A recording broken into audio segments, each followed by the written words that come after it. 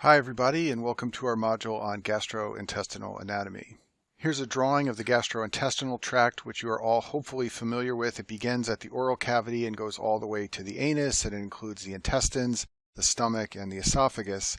What we're going to do in this module is go through a couple of key structures that you should know for step 1 of your boards.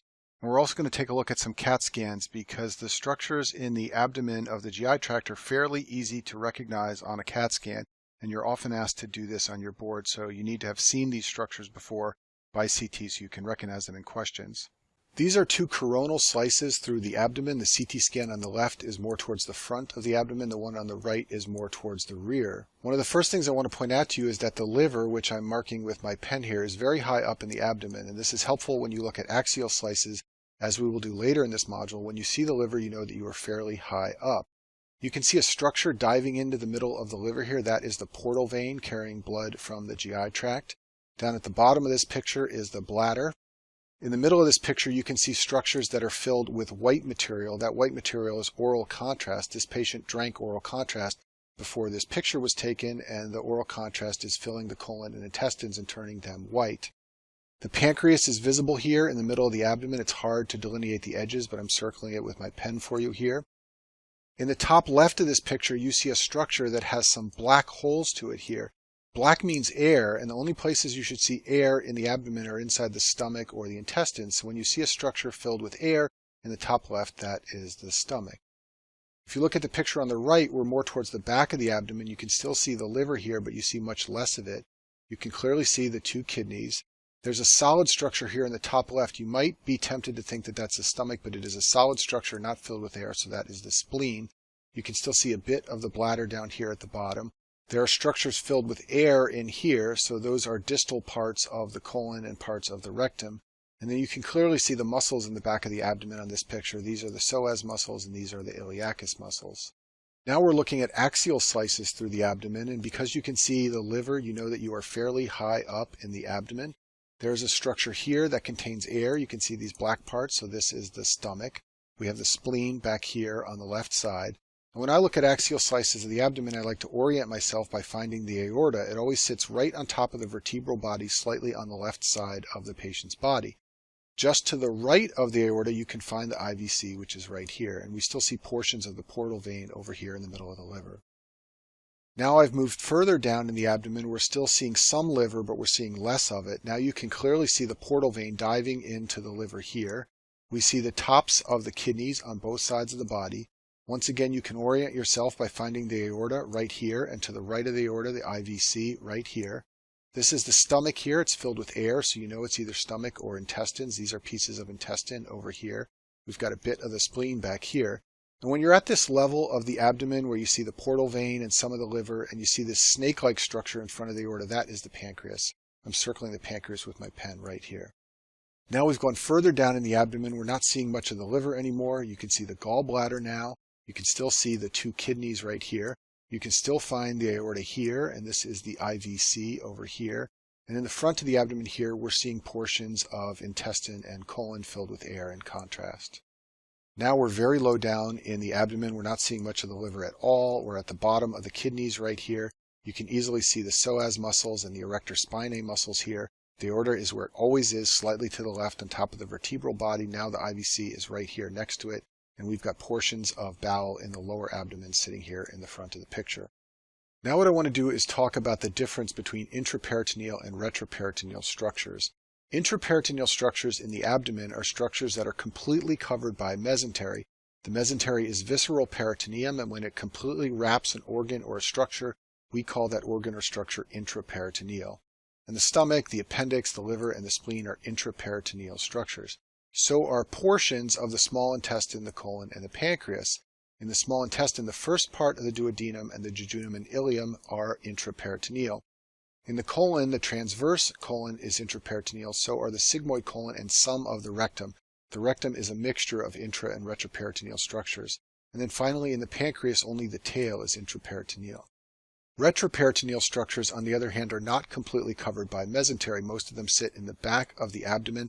They may have mesentery over their front portion, but they are not wrapped in mesentery like intraperitoneal structures. Two of the most important retroperitoneal structures are the aorta and IVC. The reason these are important is because when these structures bleed, patients will develop blood in the back of the abdomen. We call that retroperitoneal bleeding. The kidneys are retroperitoneal organs, and so are the portions of the small intestine, colon, and pancreas that I did not mention on the last slide. In the small intestine, the distal 2/3 of the duodenum are retroperitoneal. In the colon, the ascending and descending colon are retroperitoneal, and so is a portion of the rectum, like I said before. And then finally, in the pancreas, the head and the body are retroperitoneal. And this is important on your surgical rotations. Many cancers of the pancreas occur at the head, and in order to operate on them, the surgeon needs to get all the way to the retroperitoneal space. I mentioned before that retroperitoneal bleeding is a serious condition that many patients can develop, and you can see this on CAT scan. This is a CAT scan of someone with an RP bleed. This is a large hematoma here in the back of the abdomen. There are many causes. This is often a complication of surgical procedures. In my field of cardiology, patients who have an angioplasty have catheters inserted into their femoral artery, and if the catheter is inserted too high and it begins to bleed, their retroperitoneal space can fill with blood, and we call that a retroperitoneal or RP bleed. You should be aware that the peritoneal cavity is divided into two sacs, the greater and the lesser sac. The greater sac is the entire width of the abdomen, and it goes from the diaphragm to the pelvic floor. Most structures in the abdomen are in the greater sac. When you do surgical rotations and you enter the abdomen anteriorly, you initially enter the greater sac. The lesser sac is a smaller closed space. It's behind the liver and stomach and behind the lesser omentum. There is a hole that leads from the greater sac to the lesser sac, and that is called the epiploic foramen. It's also sometimes called the omental foramen or Winslow's foramen, and it's an opening between the greater and lesser sacs. This picture nicely shows the greater and lesser sac. The greater sac is everything in red. You can see that most of the peritoneal cavity is the greater sac. The lesser sac is this blue cavity that's much smaller. It's behind the stomach. This is the stomach, this structure right here. It sits behind the stomach. And just above the stomach is a small hole that you can put your finger through when you do surgical operations to go from the greater to lesser sac, and that is called the epiploic foramen. The last topic I'll discuss in this module is the anatomy of the anal canal. If you look at this picture over here on the right, this is a drawing of the anal canal. And if you look closely at the lining of this drawing, you can see that there is this portion where there are these tooth-like projections here, which I'm drawing my pen around. And that is called the pectinate line. It's also sometimes called the dentate line or the anocutaneous line. The words pectinate and dentate mean teeth-like, and these look like teeth-like projections of the mucosa. This line is very important anatomically because the structures above the line are different from the structures below the line. The GI tract above the line is all derived from the hindgut. It contains columnar epithelium just like other epithelium in the digestive tract. It's similar to the colon and other structures. Below the line, everything is derived from the proctodeum, which is portions of the ectoderm. This is very similar to skin. It's stratified squamous epithelium, so you have different tissue types above and below the pectinate line. This is important clinically because the anatomy and the pathology above the pectinate line is different from that below. Let's talk about above the pectinate line first. The blood supply above the pectinate line comes from the superior rectal artery. This is a branch of the IMA, much like the distal colon. The venous drainage is via the superior rectal vein to the inferior mesenteric to the portal system. This means that patients who have cirrhosis and portal hypertension may see swelling of the venous structures above the pectinate line. This can result in internal hemorrhoids. And internal hemorrhoids have visceral innervation just like everything above the pectinate line, and this means that these are usually non-painful hemorrhoids. The lymph drainage above the pectinate line is via the internal iliac lymph nodes, and then finally, when cancers of the anal canal occur above the pectinate line, this is rare, they are usually adenocarcinomas. This is also much like the cancers that occur in the distal colon. Below the pectinate line, things are different. The blood supply here is from the inferior rectal artery. This is a branch of the internopudendal artery off the iliac artery. The venous drainage is to the inferior vena cava. It goes via the inferior rectal vein to the internal pudendal vein, to the internal iliac, and then to the IVC. So you will not see hemorrhoids and swelling of these veins in patients with portal hypertension because this venous system does not drain into the portal system. The lymph drainage here is to the superficial inguinal nodes. This is just like drainage from skin. Remember I said that the epithelium here is very similar to skin. So you can palpate lymph nodes in the groin in patients who have problems occurring below the pectinate line in the anal canal. There is somatic innervation to this area of the anal canal, so hemorrhoids that occur here are painful, and we call hemorrhoids below the pectinate line external hemorrhoids, and those are painful hemorrhoids. And then finally, when patients develop anal cancer in this portion of the anal canal, it is a squamous cell carcinoma. and this is the more common form of anal cancer. Lastly, I'll mention a rare congenital anomaly called an imperforate anus.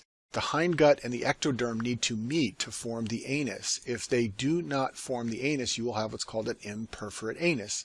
And this occurs commonly in association with genitourinary malformations in newborn babies. They are often born with renal agenesis, meaning they lack one or both kidneys. They are also often born with bladder exstrophy, where the bladder is outside of the body. These pathologies occur in conjunction with imperforate anus frequently. And the presentation is a baby that fails to pass meconium, obviously because they do not have an opening in their anal canal, or where meconium passes through the urethra or the vagina because of a fistula. That concludes our module on gastrointestinal anatomy.